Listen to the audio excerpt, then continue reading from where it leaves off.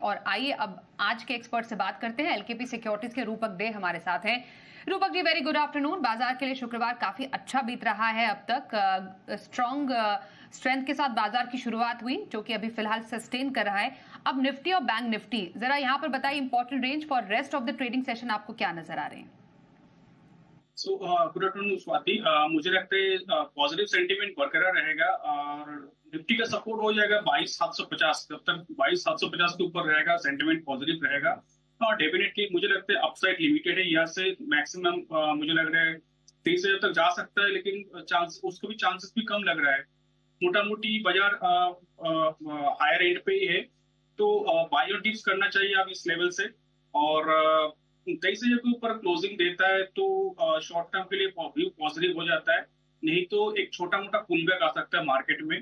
Bank Nifty में जबरदस्त breakout दिया है बैंक निफ्टी ने, एक कंसोलिडेशन ब्रेकआउट है, फिर इंपॉर्टेंट मूविंग एवरेज के ऊपर ट्रेड कर रहे हैं, तो ओवरऑल सेंटीमेंट पॉजिटिव लग रहा है। 52,000 तक जा सकता है अपसाइड में, और नीचे स्टॉप सपोर्ट हो जाएगा 50,700। तो ओवरऑल सेंटीमेंट बैंक निफ्टी और निफ्टी के लिए मोरलेस पॉजिटिव ही लग रहा है यहाँ से। तो निफ्टी बैंक में सपोर्ट लेवल आप 5700 बता रहे हैं, और टारगेट क्या देख रहे हैं आज के ट्रेडिंग सेशन में निफ्टी बैंक के? निफ्टी बैंक की आज के ट्रेडिंग सेशन में 51,500 तक जा सकता है, और नीचे इमीडिएट सपोर्ट जो है 51,000 के नीचे 50,700 का रहेगा। ओके, तो यहाँ पर अच्छी खासी स्ट्रेंथ के साथ बैंक निफ्टी में भी लगभग 2% का स्ट्रेंथ। इनफैक्ट निफ्टी बैंक के कई स्टॉक्स जो काफी अच्छी टेरिटरी में अभी ट्रेड करे, एचडीएफसी कोटक बैंक को ही देख लीजिए, 3 से 3.5% तक की अच्छी तेजी दिखा गया है। आईसीआईसीआई एसबीआई भी 1.25% तक की यहाँ पर स्ट्रेंथ के साथ कारोबार करा है। निफ्टी बैंक स्पेस में कोई आप स्ट्रैटेजी सजेस्ट करेंगे, कोई स्टॉक जहां पर खरीदारी के मौके बनते नजर आ रहे हैं? कोटक बैंक मुझे बहुत अच्छा लग रहा है, फॉलिंग ट्रेंड एंड ब्रेकआउट तो दिया, और रिसेंट कंसोलिडेशन ब्रेकआउट भी दिया, तो मुझे लगता है कोटक बैंक में अपसाइड और देखने को मिल सकता है।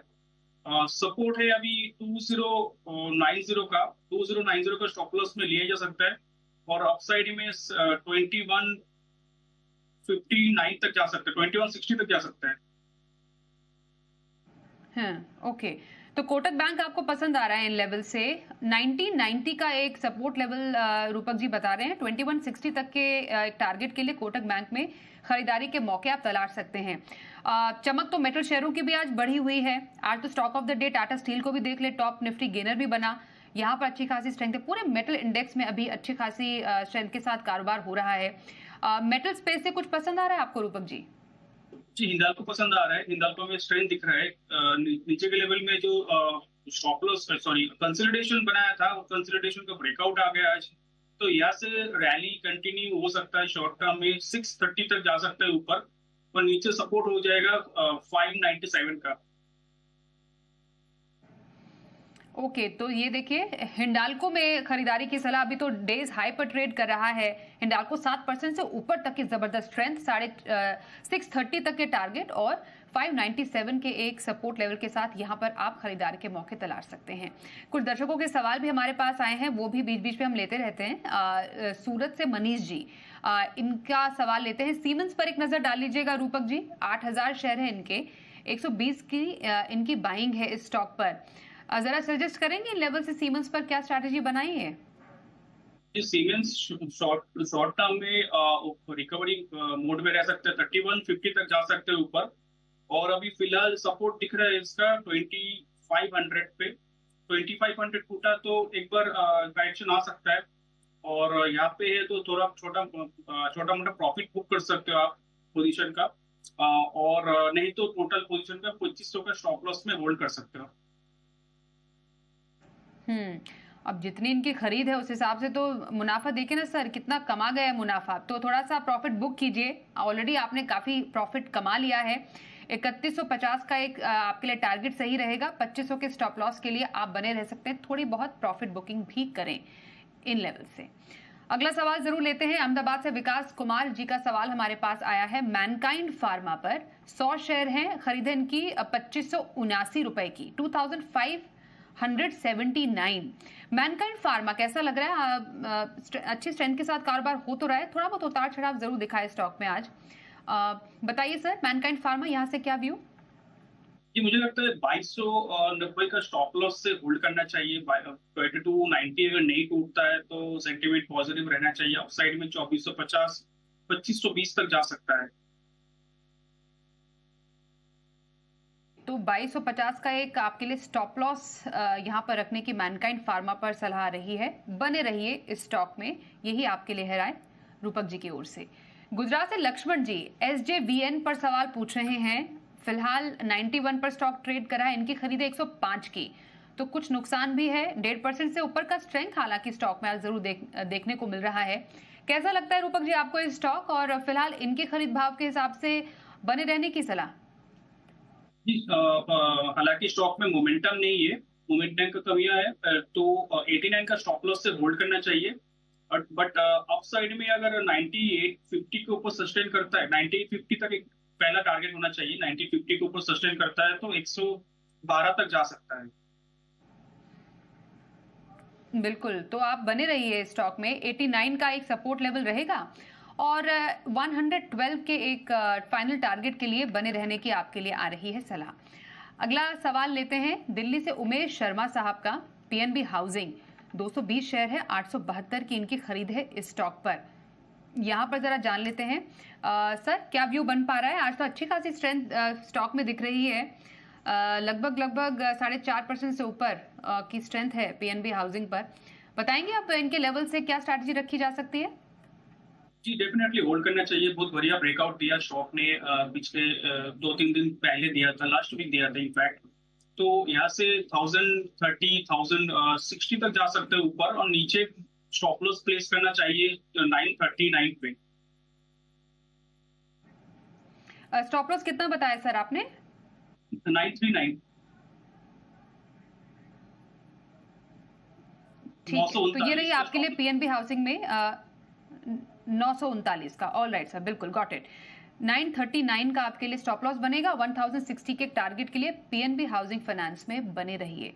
झारखंड से पिंटू कुमार साहब, इनका सवाल है यूनियन बैंक पर। यूनियन बैंक पर बात करें तो 1000 शेयर है इनके पास, 120 की खरीद है। हाल फिलहाल की खरीद लग रही है इनकी वैसे, और 2% की स्ट्रेंथ तो फिलहाल स्टॉक में है, कुछ उतार चढ़ाव के साथ जरूर।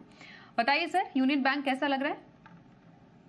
मुझे लगता है ये 117 का स्ट्रॉन्ग सपोर्ट रहेगा क्लोजिंग बेसिस पे। 117 के नीचे क्लोजिंग दिया तो एक बार एग्जिट लेना चाहिए, नहीं तो पोजीशन कम कर सकते हो। और 117 अगर नहीं टूटा तो 128 130 तक जा सकते हैं वापस ऊपर। सो 130 तक स्टॉक जा सकता है, यहाँ पर बने रहने की आपके लिए आ रही है सलाह। यस बैंक पर, इस पर भी नजर डाल लीजिए सर। सवाल भेज रहे हैं लुधियाना से राजविंदर सिंह।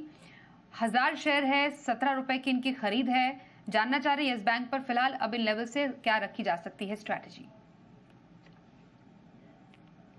कि यस बैंक का पोजीशन होल्ड किया जा सकता है।